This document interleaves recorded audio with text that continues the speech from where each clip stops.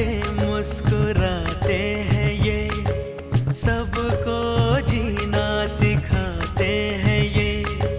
धूप में बन के साया चले, फूल बन के हमेशा खिले।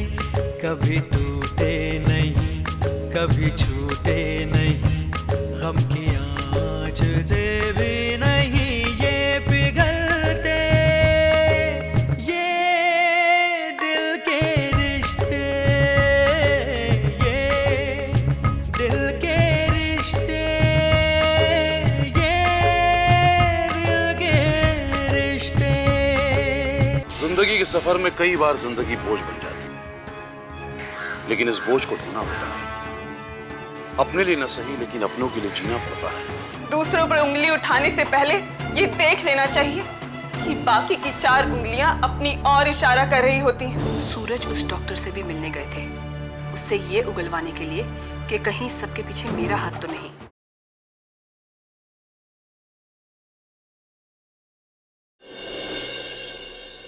क्या सच है और क्या झूठ है, ये समझ पाना बहुत मुश्किल होता है अंतरा, बहुत मुश्किल। ये आप क्या कह रहे हैं? अब कैसा सच और कैसा झूठ? सारी सच्चाई तो आप जान ही चुके हैं। अंतरा, कई बार आंखों का देखा भी झूठ होता है, भ्रम होता है। कल से जब मैं सिकंदर और सुजाता को मिलके आया हूं, पता नहीं मुझे क्यों ऐसा लगता है कि मैं किसी धोखे में तो नहीं। वो सारी तस्वीरें आपने अपनी आंखों से देखी हैं और फिर भी आपको धोखा लग रहा है? हाँ अंतरा, क्योंकि ये तस्वीरें मेरे पास भेजी गई हैं। अभी तक ये नहीं पता कि ये तस्वीरें खींची किसने। और फिर शंकर ने तो वहां किसी को नहीं बताया कि मैं उसका भाई हूं। तो तस्वीरें भेजने वाले को मेरा पता कैसे मालूम? इसका मतलब है कि जो कोई भी है जानता है कि मैं और शंकर भाई हैं, और उसने जानबूझकर ये तस्वीरें मेरे पास भेजी। हाँ, जाहिर सी बात है, उससे वो सब कुछ नहीं देखा जाता होगा, इसीलिए उसने सोचा होगा कि अगर वो आपको सब कुछ बता दे तो आप सुजाता को समझाने की कोशिश करेंगे। लेकिन कौन? वो कौन है जो सामने नहीं आना चाहता, बल्कि उसने सुजाता की तस्वीरें मेरे पास भेज दी? अंतरा, अगर वो कोई अपना होता, हमदर्द होता, तो वो तस्वीरें यहाँ नहीं भेजता, बल्कि खुद सामने आता।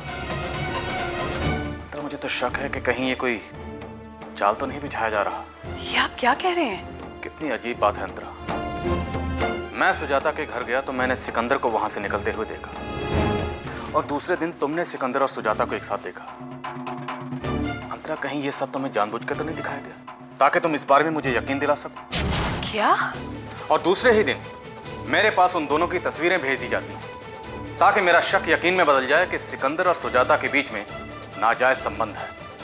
आप दरअसल ऐसा इसलिए सोच रहे हैं क्योंकि आप शंकर और सुजाता को बहुत चाहते हैं, और ऐसा ही होता जब कोई अपना कोई गलती कर देता है, मन मानने को तैयार ही नहीं होता।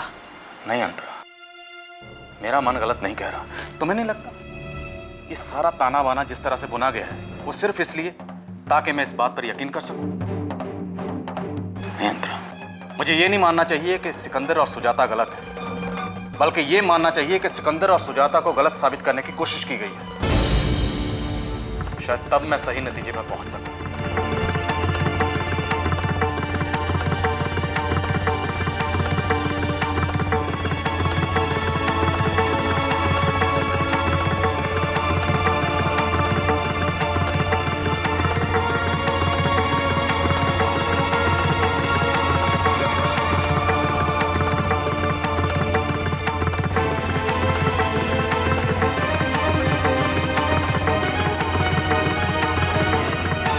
नहीं, आपकी ये सोच कहीं आपके सामने मेरी ही सच्चाई ना खोल कर रख दे।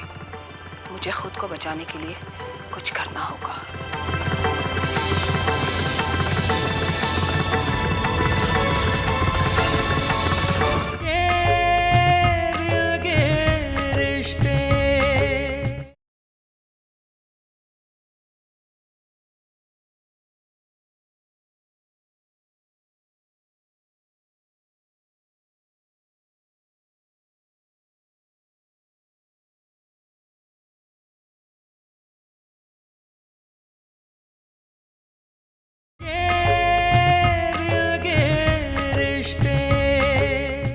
मैं शंकर से मिलने गई थी, सोचा शंकर के जख्मों पे थोड़ा मरहम लगा दूं।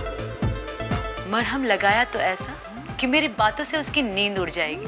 यानी कि मरहम के नाम पर तुम नमक छिड़क कर आई हो? नहीं, ये जरूर कह सकती हो कि शंकर इस वक्त यही कह रहा होगा। उसने मेरे जख्मों का इलाज कुछ यूं किया, मरहम भी लगाया तो कांटों की नोक से। अब देखते हैं शंकर की चोट पर जो प्रहार मैं करके आई हूं उसका असर कब तक होगा, क्योंकि शंकर कानून के शिकंजे से तभी आजाद होगा जब उसके दिल में सुजाता के लिए नफरत बैठ चुकी होगी। ठीक है, तुमने उस खेल को संभाल लिया। मैंने भी धीरे धीरे अंतरा को जुर्म के दलदल में उतारना शुरू कर दिया है। एक सच को छुपाने के लिए 100 झूठ बोलने पड़ते हैं। उसी तरह एक गुनाह को छुपाने के लिए गुनाह पर गुनाह ही करने पड़ते हैं, और वही कर रही है अंतरा। और मैं चाहती भी यही हूँ कि अंतरा जुर्म के दलदल में ऐसी फंसती जाए कि निकलने की कोई गुंजाइश ही बाकी ना रहे, ताकि मैं अपनी जिंदगी का सबसे बड़ा मकसद पूरा कर सकूं। तुम्हारा मकसद पूरा होगा, और जरूर होगा। हाँ, अब जल्द ही अंतरा के सामने वो सब परिस्थितियां खड़ी होगी जहां उसे लगेगा कि सूरज को सब पता चल गया है। मैं सामने आए बगैर ही सूरज को सब बता दूंगी, और फिर तुम जानती हो कि अंतरा क्या करेगी। अंतरा वही करेगी जो तुम चाहो। हाँ, और मैं अंतरा को इस हद तक मजबूर करूंगी कि वो अपनी जान, मान, अपनी इज्जत बचाने के लिए खुद ही सूरज को मार देगी। अंतरा के हाथों ही मैं सूरज का कत्ल करवाऊंगी, तभी मेरा बदला पूरा होगा। देख लेना, सूरज अंतरा के हाथों ही मरेगा। हे भगवान, मैं तो आपके मंदिर में रोज दिया जलाती,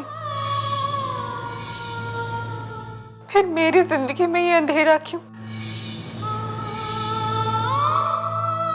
हर तरफ अंधेरा ही अंधेरा है प्रभु। उजाले की कोई किरण नजर नहीं आती। आप तो कुछ भी कर सकते हैं। कल अदालत में उनकी पेशी है, उन्हें रिहाई दिला दो प्रभु।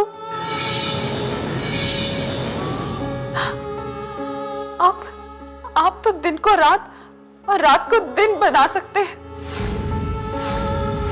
दिल में उजाला फैलाओ प्रभु, सिर्फ आप ही का सहारा है।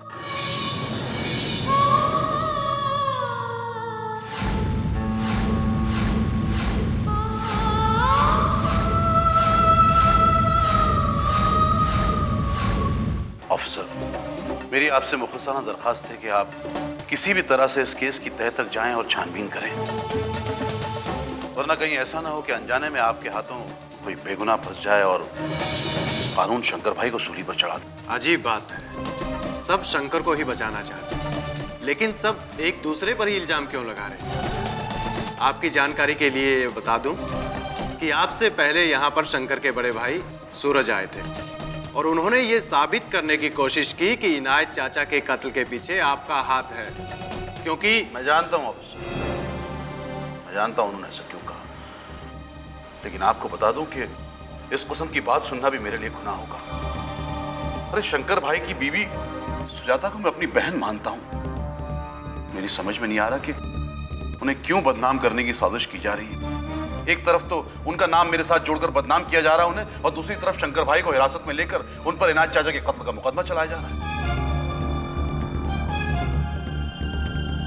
क्या आपके पास इस बात का सबूत है कि शंकर को फंसाया जा रहा है? अगर नहीं है तो आप ये बात इतने दावे के साथ कैसे कह सकते हैं? कैसे ना कहूं ऑफिसर, ये जो कुछ भी हो रहा है इससे साफ जाहिर होता है कि क्या मामला है। मेंटल हॉस्पिटल की डॉक्टर नैन्सी ने सुजाता बहन को खत लिखकर दिया था, जिसमें यह साफ तौर पर दर्ज था कि सलमा बाजी को पागल बनाने की कोशिश की जा रही है। आपको याद होगा ऑफिसर, मैंने वो खत आपको भी दिखाया था, लेकिन आपने कहा था कि उस खत को सबूत के तौर पर नहीं माना जा सकता। अब आप ही बताइए ना, एक तरफ सलमा बहन को पागल करने की कोशिश की जा रही है और दूसरी तरफ जो ही इनायत चाचा इस शहर में दाखिल हुए उनके आते ही उनका कत्ल कर दिया गया। अब इस सबको देखकर साफ जाहिर होता है कि उस केस में मेरी तफ्तीश जारी है। क्या डॉक्टर नैन्सी गवाही दे सकती है कि हॉस्पिटल में सलमा को जानबूझकर पागल करने की कोशिश की गई है?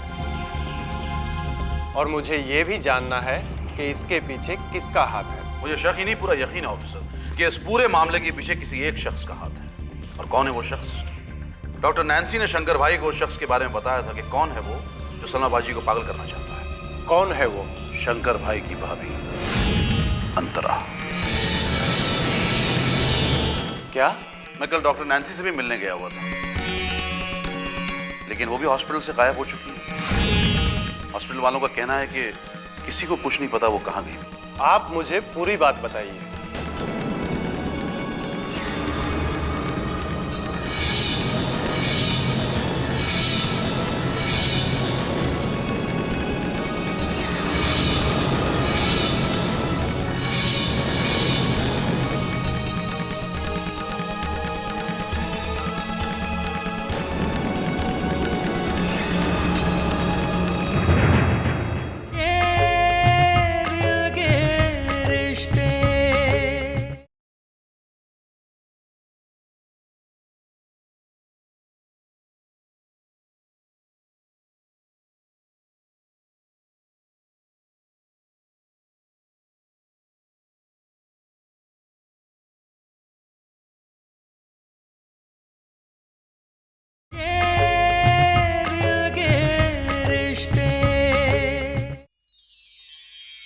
हे भगवान, मेरे पापा को वापस भेज दीजिए।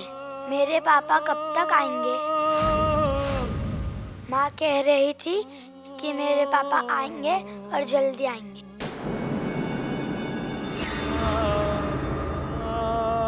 हे भगवान, मेरे पापा को जल्दी वापस भेज दो।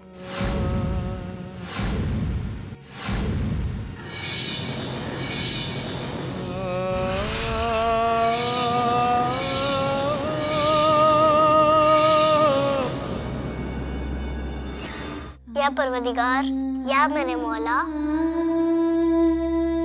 हमारे बड़े अब्बू को वापस भेज दो। उन्हें पुलिस ने पकड़ लिया है। उन्हें रिहाई दिला दो, तभी तो हमारी अम्मी को घर ला सकेंगे। या मेरे मौला, रहम कर।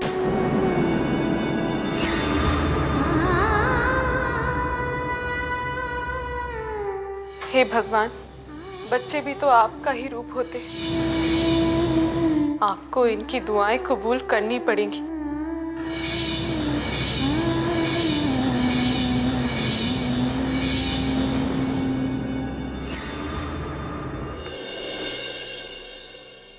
मिताली, कहाँ रह गई थी तुम?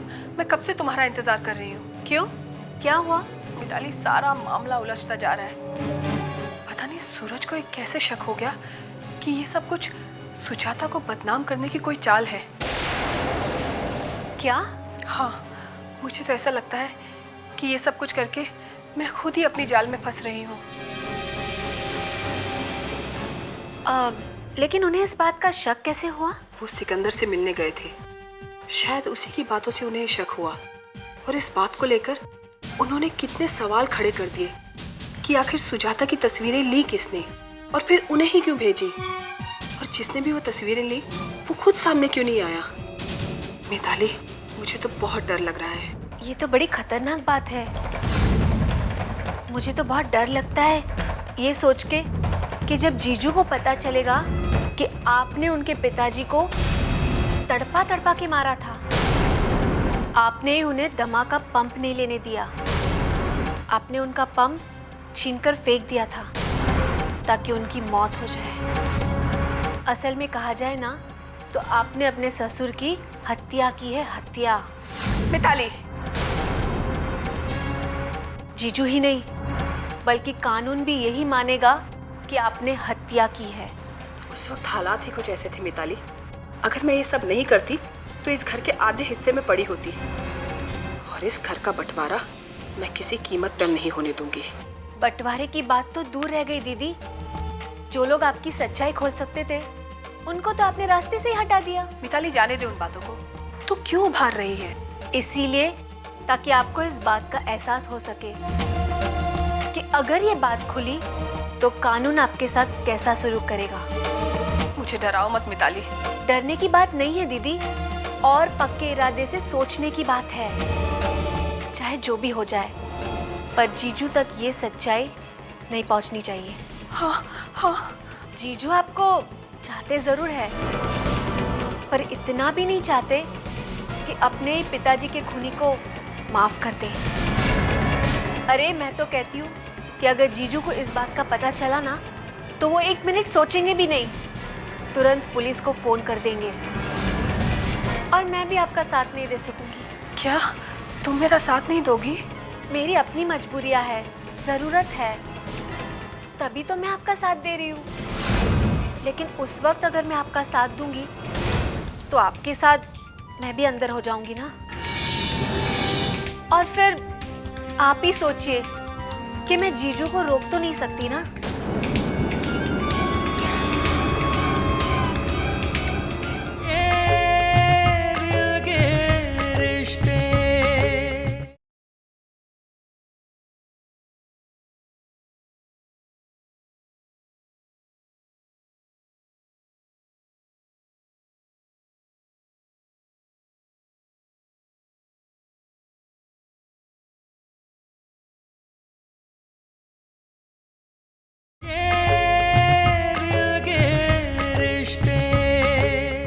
परेशान मत हो सुजाता बहन, वो बड़ा ही मेहरबान है। हमें उसके रहमो करम से नाउम्मीद नहीं होना चाहिए। अरे वो जर्रे को भी आफताब बना देता है और कायनात का जर्रा जर्रा उसका मोहताज है। इसलिए हमें उसकी जात पर भरोसा रखना चाहिए। हाँ भैया, बस उसी का तो भरोसा है। आज मेरी ऑफिसर से भी बात हुई, मैंने उन्हें तफसील में सारी बातें बताई। जाहिर सी बात है वो कानून के दायरे से अलग होकर तो कुछ नहीं कर सकते, लेकिन उन्होंने मुझसे वादा किया है कि वो इस मामले की तह तक जाएंगे और इसकी तहकीकात करेंगे। हर जगह तो यही सुनने को मिल रहा है कि सारे सबूत उनके खिलाफ हैं। अच्छे से तहकीकात करेंगे तो भी उससे सबूत तो नहीं बदल जाएंगे। इंशाल्लाह सारे सबूत बदल जाएंगे, आप देखना, सारे सबूत बदल जाएंगे। और ये बात भी सामने आ जाएगी कि शंकर भाई को फंसाने के लिए सारे सबूत पैदा किए गए थे। भगवान करे ऐसा ही हो। चलिए, मुझे इस बात की तो तसल्ली है कि भले ही पुलिस के पास शंकर भाई के खिलाफ सारे सबूत हों, लेकिन पुलिस नए सिरे से इस मामले की छानबीन कर रही है। और मैंने उन्हें अंतरा का नाम भी बताया है। भाई साहब तो यही समझते हैं कि हम सब उनको परेशान करने के लिए अंतरा भाभी का नाम ले रहे हैं। वो हमारी बात माने ना माने, समझे ना समझे, लेकिन जिस रोज पुलिस के पास इस बात का पुख्ता सबूत होगा ना, आप देखिएगा वो हर बात को मानेंगे और हर बात को समझेंगे। इत्मीनान रखिए बहन, डॉक्टर नैन्सी को जहां कहीं भी छुपाया गया होगा, पुलिस उन तक जरूर पहुंच कर रहेगी। पुलिस अगर अच्छे ढंग से छानबीन करे तो शायद सब ठीक हो सकता है। पर भैया, क्या कल उनकी जमानत हो सकेगी? अब इस बात का फैसला तो अदालत में कल ही होगा। देखो बहन, हम तो अपनी तरफ से सिर्फ कोशिश कर सकते हैं, बाकी फैसला तो ऊपर वाले के हाथ है। मिताली, मिताली कहाँ हो तुम? क्या हुआ दीदी, आप इतनी घबराई क्यों लग रही है? मिताली, हॉल में पुलिस आई है। पुलिस आई है? किस लिए? शायद मुझसे पूछताछ करने। तो इसमें डरने की क्या जरूरत है दीदी? आप जाके उनसे बात कीजिए। कुछ होगा तो नहीं ना मिताली? कुछ नहीं होगा, आप डरिए मत, बस आप उनके सवालों का जवाब दीजिए। जाइए।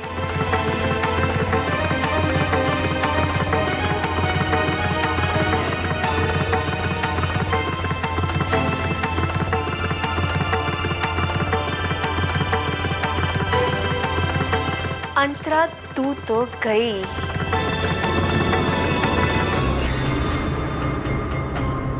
इंस्पेक्टर साहब आप? जी हाँ। मिस्टर सूरज कहाँ है? वो तो कहीं बाहर गए हैं, पता नहीं कब तक लौटेंगे। आप लोग कल सुबह आ जाइएगा। कोई बात नहीं, साहब आपसे पूछताछ करना चाहता है। मुझसे? मुझसे क्या पूछताछ करनी है? आप इतनी परेशान क्यों हो रही हैं? देखिए इंस्पेक्टर, आपके किसी सवाल का कोई जवाब नहीं है मेरे पास। आप उस वक्त आइएगा जब मेरे पति घर पर होंगे। मेरा अनुभव है कि ऐसी बातें वही लोग किया करते हैं जिन्होंने या तो कोई जुर्म किया हो या फिर वो कानून से भागना चाहते हो। शुक्र कीजिए कि मैं आपसे पूछताछ करने के लिए यहाँ आया हूँ, नहीं तो मैं आपको पुलिस स्टेशन ले जाकर पूछताछ करता। मेरा ऐसा मतलब नहीं था इंस्पेक्टर साहब। मैं तो सिर्फ ये कह रही थी कि आपके सवालों का सही सही जवाब मेरे पति ही दे सकते हैं, क्योंकि शंकर उनके भाई हैं। और आपके? आपके कुछ नहीं। मैंने तो सुना है कि आप शंकर को कुछ नहीं जैसा ही समझते हैं, बल्कि यूं कहिए कि कुछ भी नहीं समझते, जबकि आपके पति उसे बहुत कुछ समझते हैं। एक बात बताइए, आप डॉक्टर शर्मा से कितनी बार मिली हैं?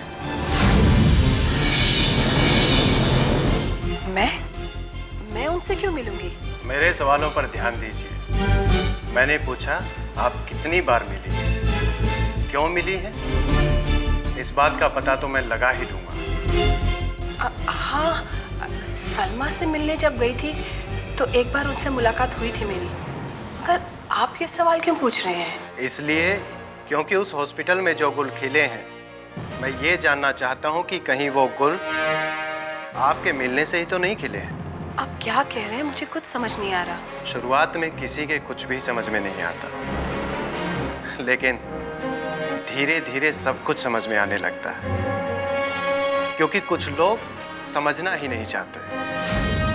हॉस्पिटल से ये बात सामने आई है कि सलमा को पागल करवाने के पीछे आपका हाथ है। ये झूठ है इंस्पेक्टर साहब। मैं भला क्यों करूंगी ऐसा? मुझे क्या पड़ी है? आप पता लगा लीजिए। जब सलमा गांव से आई थी तो मैंने उसे अपने घर में रखा था। उसके पति को, उसकी बच्चियों को अपने परिवार की तरह रखा था। उस जूनियर डॉक्टर को क्या पड़ी है जो वो आपका इनाम ले? उसकी आपसे कोई जाति दुश्मनी तो है नहीं? वही तो मैं भी सोच रही हूँ कि कोई मेरा नाम क्यों लेगा। ये सब झूठ है। आपको झूठी खबर मिली है। किसी ने मुझे बदनाम करने के लिए अफवाह फैलाई है। ओहो, तो ठीक है। लगता है छानबीन के बाद ही सारी बातें सामने आएगी, और छानबीन होगी जरूर। जरूरत पड़ने पर डॉक्टर शर्मा को गिरफ्तार भी किया जाएगा, और सच्चाई क्या है वो खुद बताएंगे।